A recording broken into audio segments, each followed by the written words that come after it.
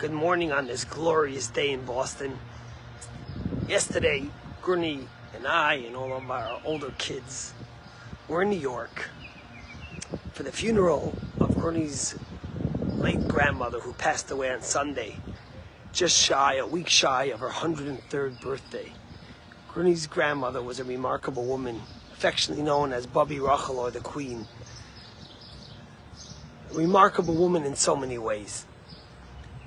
She was born in the former Soviet Union and survived the Leningrad siege, where she and her brother and her parents survived while losing two siblings.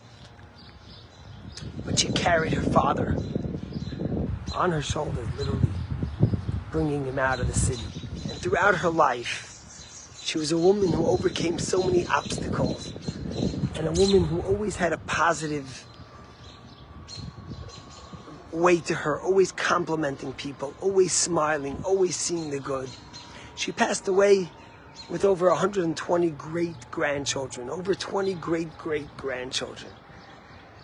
And just everything about her was the story of the Jewish people, the story of survival, the story of making the best out of whatever it was and continuing to grow and to be blessed. But I want to connect it.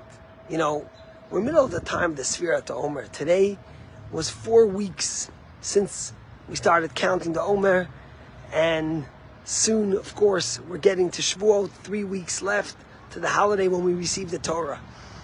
And in fact, in this week's Torah portion that we read, it speaks the first time about counting the Omer. But it's interesting, you know, there's two ways to count.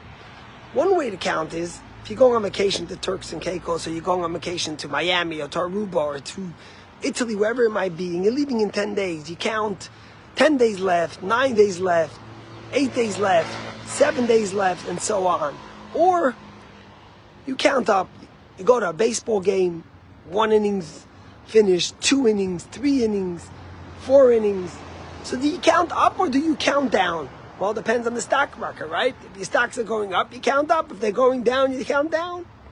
You know, our little children, they always have a celebration when they come home from school. They count every day. When it's the 100th day of school, they have a big party, and everyone brings something that's 100 paper clips or jelly beans, whatever it may be, to celebrate 100 days. But then when the kids get older, they count down. Oh, there's 2 weeks left of school, a week left, a month left. They can't wait to get out of school. They can't wait to go to camp. They can't wait to celebrate and have fun. They don't like the school. So when do you count up or when do you count down? And the bigger question is like this. If you think about the Sfirat Omer, we're counting 1 day to the Omer, 2, 3, 4, 5, 6. Aren't we counting down to the day we received the Torah, which was on the 50th day?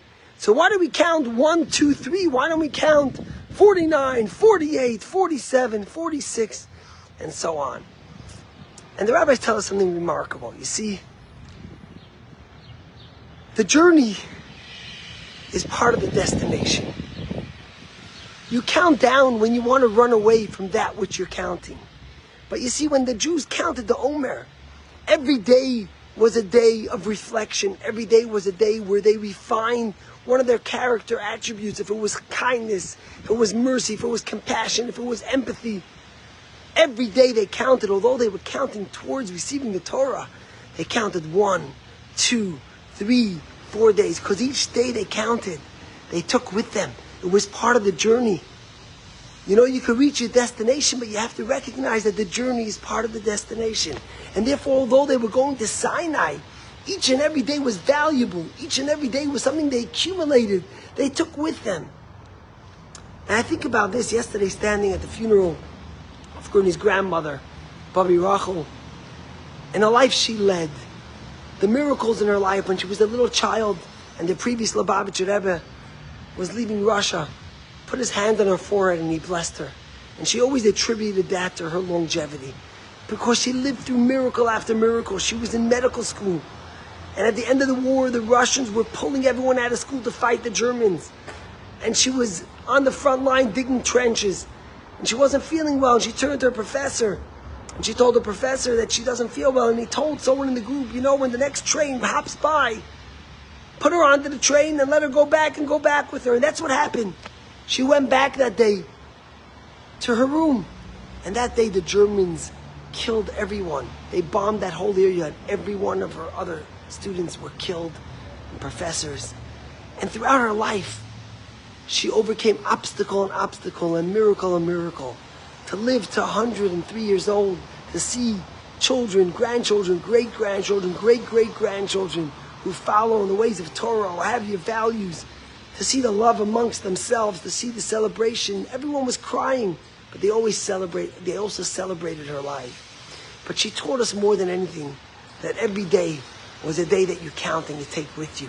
Every day was valuable. Every day was a lesson. And the greatest thing she taught us, and the reason why she was loved so dearly more than anyone, was that she always made you feel good. She always complimented you. She always told you something nice. She showered everyone with love, with attention, with her infectious smile that was so warm and radiant. May Hashem give that her soul should be a blessing for all of us and protect her family. And may she be a gutter better, as we say, when she goes up to heaven, for her family and for all of Israel and the Jewish people. But may we learn as we count the Omer and we continue on for the next 3 weeks to cherish each day, to cherish the journey of life, the journey of becoming a better human being, a better Jew. And that each day is not a countdown. Although we're marching towards Sinai, each day is accumulated and blessed and something to celebrate and cherish. God bless you. Have a good day.